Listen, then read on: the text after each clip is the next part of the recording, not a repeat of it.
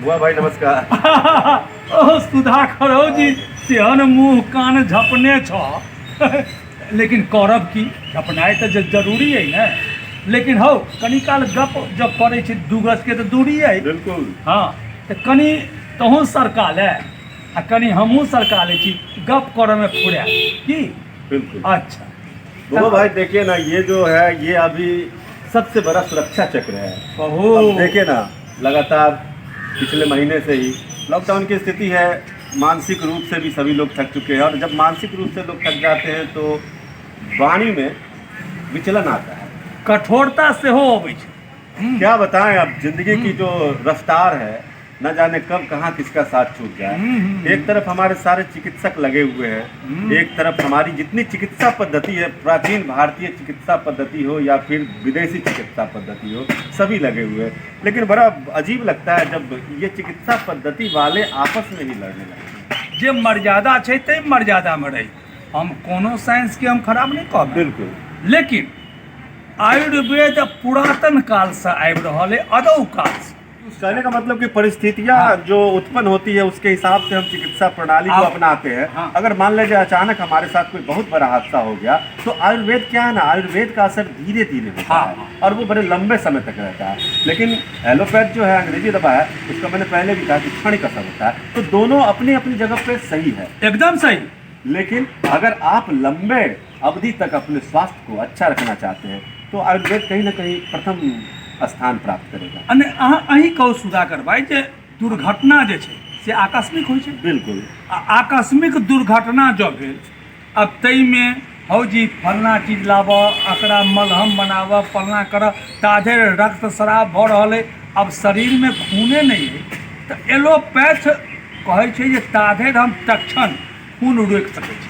तो तखन तो अहाँके एलोपैथ के सुविधा लेवऽ पड़त। बिल्कुल। कहने का मतलब है बुआ भाई कि मैं अगर इसको इस तरह परिभाषित करूं कि आयुर्वेद अगर सूर्य है तो एलोपैथ चांद है। चांद। और दोनों का अपने अपने जगह पे पूर्ण महत्व है, पूर्ण उनका एक हमारे मानव जीवन में प्रभाव है। एक तो बात हम कहूँ, जो आयुर्वेद गंगा तो एलोपैथ जमुना मानियो और होम्योपैथ के सरस्वती मानियो, तखने संगम है। सबसे बड़ी बात है कि हमारे जो विद्वान ऋषि मुनि हैं वो कोई भी हो सकते हैं। वो एलोपैथ के चिकित्सक को भी हम ऋषि का दर्जा देते हैं क्योंकि वो भी शोध करते हैं। वो केमिकल पे इफेक्ट करते हो या किसी भी विषय पे शोध करते हैं।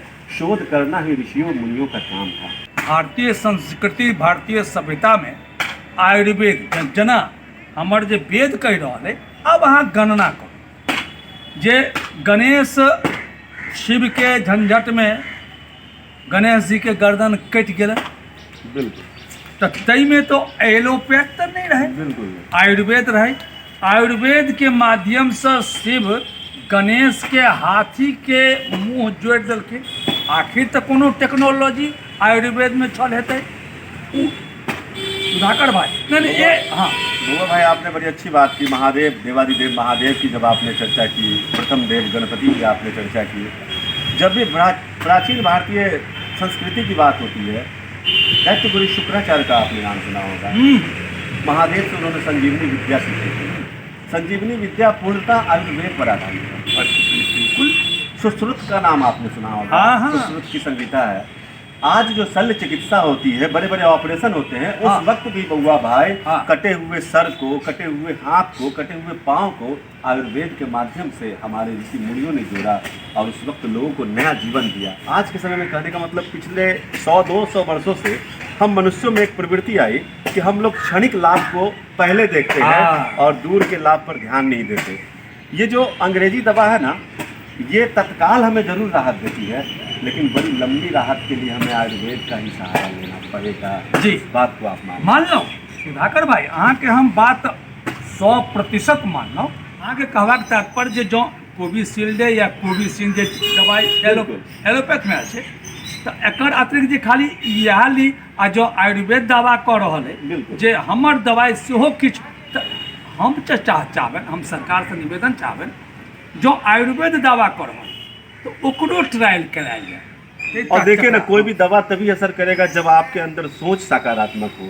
बड़ी अच्छी बात हाँ। आपने कहा। हम लोग कहीं भी जाते हैं ना, किसी धार्मिक स्थान पर, चाहे वो मंदिर हो, मस्जिद हो, गुरुद्वारा हो जाए, तो वहाँ हमारी पॉजिटिव एनर्जी हमको ये ताकत देती है कि हम उस दरबार को सिर्फ छू लेते हैं, हाँ। तो हमारी मानसिक जो अवसाद होता है वो दूर हो जाता है। से होबाक चाहिए। तो ये बिल्कुल विवाद का विषय नहीं होना चाहिए, हाँ। इसे स्वीकारता होनी चाहिए कि आपके ऊपर इसका किस तरह का असर आ रहा और आपके अंदर इसकी एक्सेप्टेशन पावर क्या तो है। सुधाकर भाई, हम अब अतबे निवेदन करे, ओना हम मास्क लगेने छी और निवेदन करे तो हम सब आदमी से निवेदन करब जे ई जतेक व्यवधान आ जै पर जे ई भऽ रहल है विवाद, एकरा बंद करू।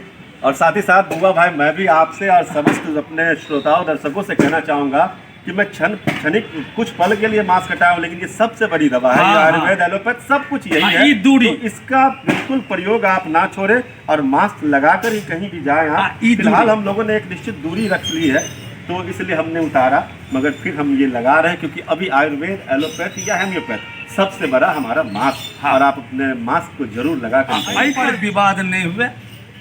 जै दवाई खेला से अहाँके आत्मसंतुष्टि भऽ जाए, आब बुझियौ जे कि नहीं ई दवाई खेलहुँ आब हमरा ठीक भऽ गेल।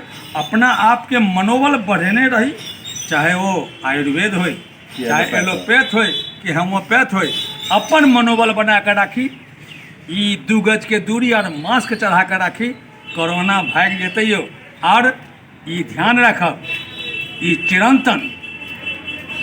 चिरंतन हमेशा चिरंतन में और हमेशा चिंतन में लागल है जे कोना हमसब फेर एकठाम भऽ जाए आ फेर ओहिना अपन देश विश्व गुरु बने। एहि चिंतन में लागल रही। एहि के संग हम और हमर भाई संजीव सुधाकर की ओर से आप सभी दर्शकों को प्यार भरा नमस्कार।